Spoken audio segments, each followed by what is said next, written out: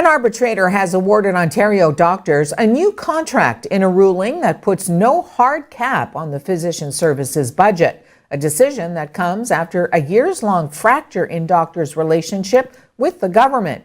Arbitrator William Kaplan wrote in the decision released yesterday that placing such a restriction on payments to doctors for publicly insured services would be unfair. He also wrote, if the ministry wishes to limit the insured physician services patients receive, it can readily do so. What it cannot do is achieve this outcome by requiring Ontario doctors to subsidize public services.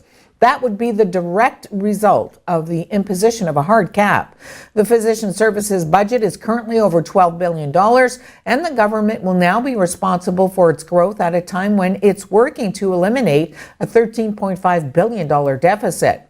Health Minister Christine Elliott said in a statement that our government respects the decision of the arbitration board and believes that the award is workable. The previous Liberal government angered doctors by imposing fee cuts for some services and clawing back their pay, and the arbitration came after years of trying for a negotiated settlement.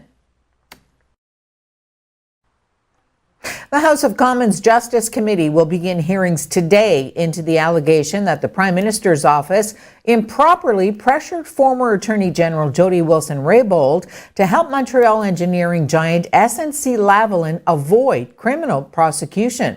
Wilson-Raybould herself has been invited to testify but likely won't appear until Monday, and even then it's unclear if she'll have much to say. She has repeatedly cited solicitor-client privilege to refuse all comment on the affair since the allegation from anonymous sources first surfaced in a Globe and Mail report almost 2 weeks ago.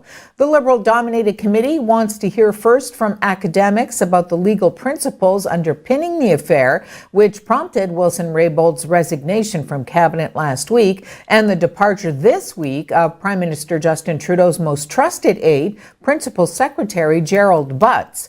Meanwhile, Conservative Party leader Andrew Scheer spoke with reporters after question period about SNCLavalin. The thing that is more clear today than ever, and has become more and more clear, is that obviously Justin Trudeau has had something to hide from day one. This all started with Liberals getting together behind closed doors to cut deals for their friends. He denied anything at all happened at all. He completely dismissed the allegations, and then his principal secretary resigns, but still maintains that he did nothing wrong. These are not the actions of someone who is innocent. These are not the actions of a Prime Minister's office that has conducted itself ethically and following the law. We're talking about interference in a criminal proceeding. So the fact that Gerald Butts might have resigned, the fact that they may have had a meeting today to talk about strategy is not good enough. Canadians deserve answers. A vigil was held yesterday in Brampton for Raya Rajkumar, who was 11 and allegedly killed by her father last week. She was the subject of an Amber Alert last Thursday night, and she was found dead at her father's home. Peel Regional Police Deputy Chief Chris McCord read a statement from Raya's mother. Raya was always a happy and positive child. She loved life and was always excited about everything that life had to offer. She never liked to be negative and always saw the good in every situation. If I'm ever upset, she would say, "Mama, don't be sad. Look at the positives." She touched a lot of lives with her laughter and contagious big smile. It breaks my heart to know I will no longer be seeing that smile, hearing her voice, and would never have her in my arms again. Advocates and families of children with autism angered by a revamped government program that reduces funding for therapy say new information about who can qualify for that money sets a ridiculous bar.